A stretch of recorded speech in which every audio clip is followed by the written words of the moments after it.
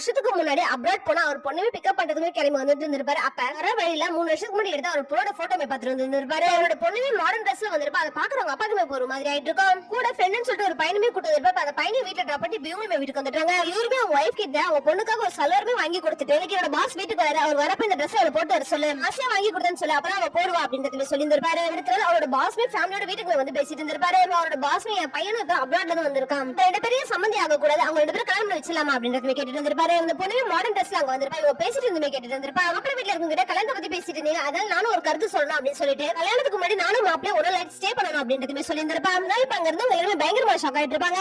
மாப்பிள்ளை அப்பாமே எனக்கு ஒரு வேலை இருக்கு அப்படின்னு சொல்லி அவரு அங்க கிளம்பிட்டு இருப்பாரு.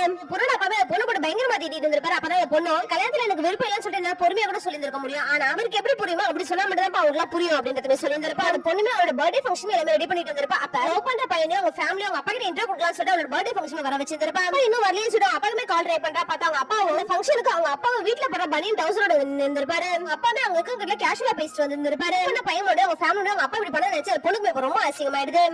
பொண்ணுமே கோத்துல அங்க வந்துட்டா.